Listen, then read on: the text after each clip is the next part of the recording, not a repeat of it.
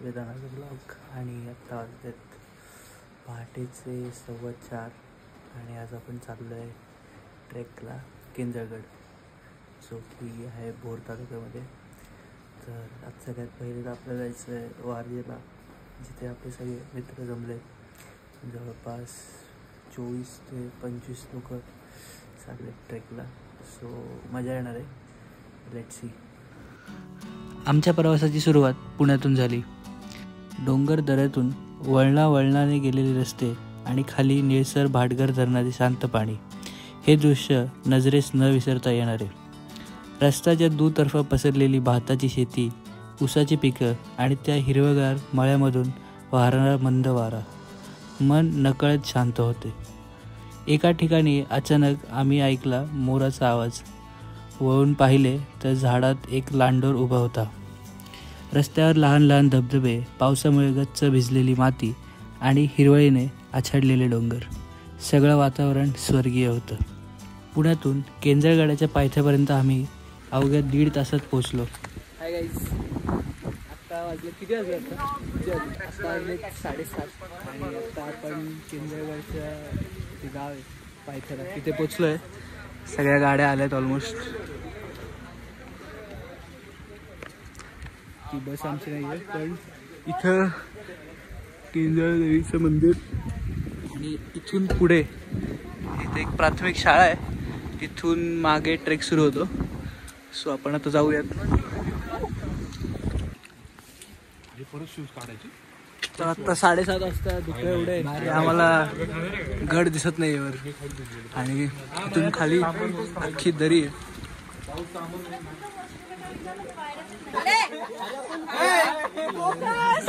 कोण आहे? Group leader taxi Chavan. Hello hello.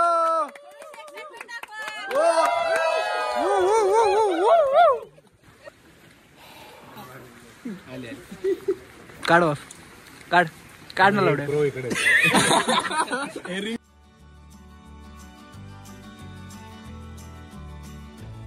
तर केंजळगड पायथ्यापाशी इथले जे गावकरी आहेत त्यांनी आमच्यासाठी जवळपास 30 लोकांसाठी पोहे म्हणजे नाश्त्याची सोय केली आहे. तुम्ही बघू शकता, हे त्यांचं छोटंसं घर आहे.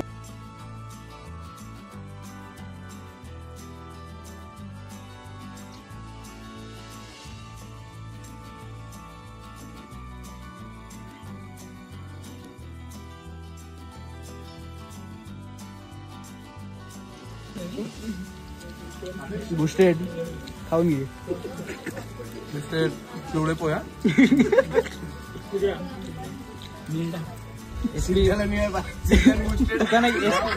पोहे का नाही घेतो? पोट भरून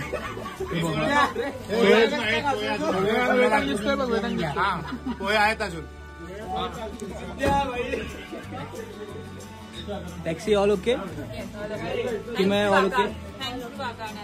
yes all okay guys. Abhay sorry, idli नाही मिळाली. राहू. अरे काय कोपऱ्यात म्हणजे ओके ना? पलक ओके. नाश्त्यानंतर खरी सुरुवात झाली ती गड चढायची.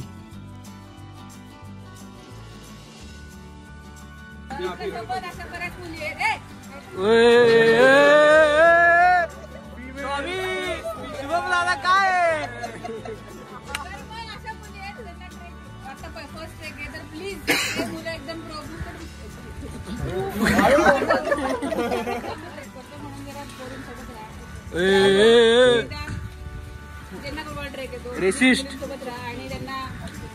घेऊन त्याला वरती काय एकत्र जाऊयात. आपण 30 लोक आहोत. 30 लोकांनी खाली यायचंय. पलक इधर उडी मत मारो. चला चला चला चला. गणपती बाप्पा मोरया मोरया. बॉईज व्हिडिओ साठी एकदा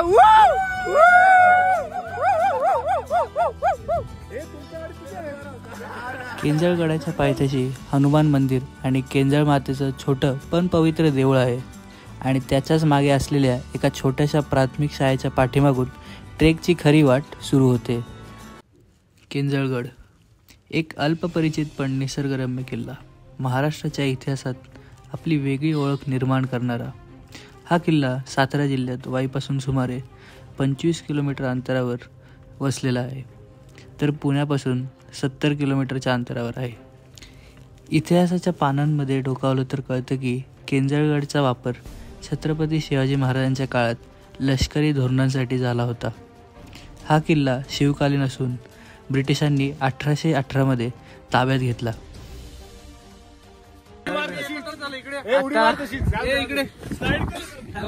आपण पोहोचलोय पहिल्या बेस कॅम्पला बघू शकतो. किती मिनिटाची 20 मिनिटाची शेवटी आम्ही पोचलो पहिल्या पठारावर. पठारावर पोचताच संपूर्ण गड धुक्याच्या चादरीने व्यापलेला. आमच्यासमोर पुढे 2 वाटा होत्या. एक वाट अशी होती जिच्यावर पावलांच्या खुणा अधिक स्पष्ट होत्या, तर दुसरी वाट खूप शांत होती. आणि मग रॉबर्ट फ्रॉस्टचं न ऐकता we chose the path most taken.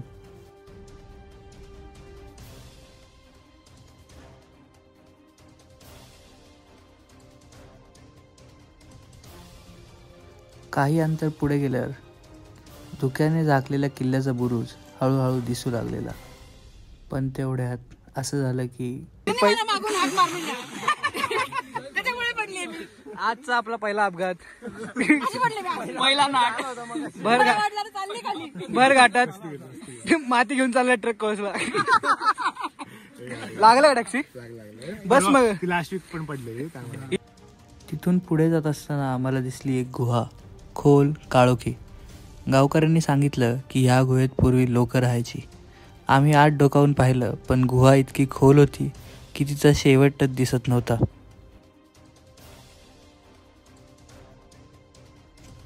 थोडंसं पुढे गेल्यावर एक खडकावरून पाण्याचा एक छोटासा झरा खाली पडत होता. ते बघून एका मिनी वॉटरफॉलचीच फिलिंग आली.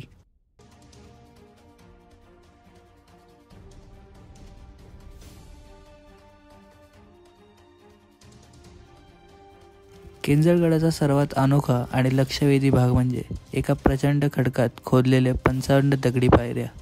या पायऱ्या तुम्हाला अगदी गडाच्या माथ्यावर घेऊन जातात. त्या पायऱ्यातून वर जाताना वाटतं जणू इतिहासाच्या पाऊलखुणावरून आपण चाललो आहोत.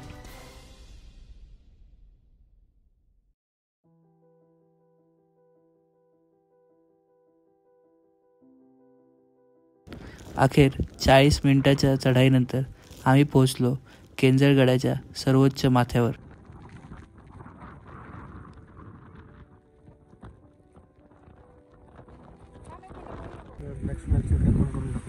तर आपण पोहोचलोय किंजळगडच्या तर आपल्याला टोटल किती अर्धा तास अर्धा तासात आम्ही ती जी खाली शाळा होती तिथून जे आम्ही गडावर पोहोचलोय. तर खूप छोटा ट्रेक होता. युट्यूबच्या ब्लॉगमध्ये आम्हाला वाटलेलं 1.5 तासाचं आहे, म्हणजे ऐकल्याप्रमाणे 2 तासाचा होता. पण good trek. Yes, good trek. Capacity कळली स्वतःची. आणि छोटे छोटे ट्रेक करू म्हणजे डायरेक्ट मोठा ट्रेक करणार. विचार करूया. वरती पोहोचल्यावर दिसलं एक छोटंसं पाण्याचं तळं, जे पूर्वी मराठी मावळ्यांनी पिण्याच्या आणि इतर उपयोगासाठी वापरलं जात होतं. त्याचबरोबर अजून काही पाण्याचे टाके गडावर दिसतात. तळ्याजवळ थोडा वेळ निवांत थांबून फोटो काढले.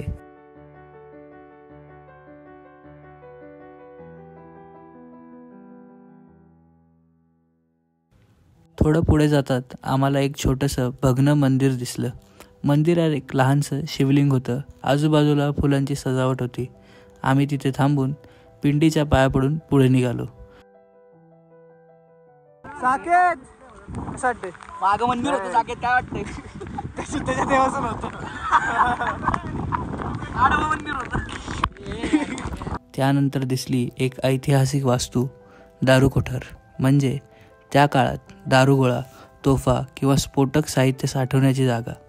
हे बांधकाम 500-600 वर्षे जुने असूनही दगडांनी बांधलेलं आणि अत्यंत भक्कम आहे. तिथून आम्ही गडाचा शेवटचा बुरुज बघण्यासाठी निघालो.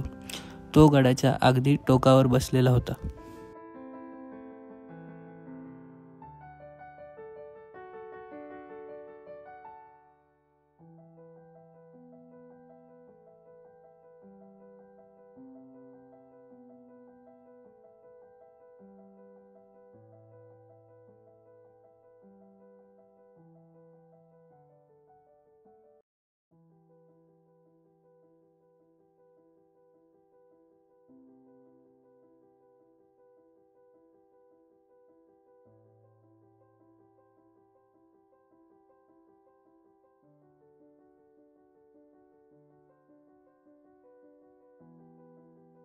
पावसाने जोर धरला होता.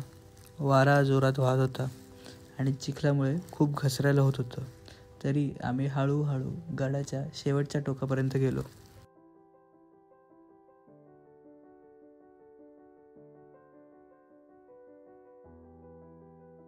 खाली खोल दऱ्या आणि दूरवर पसरलेला केंजळगड, सगळं काही अक्षरशः श्वास रोखणारं होतं.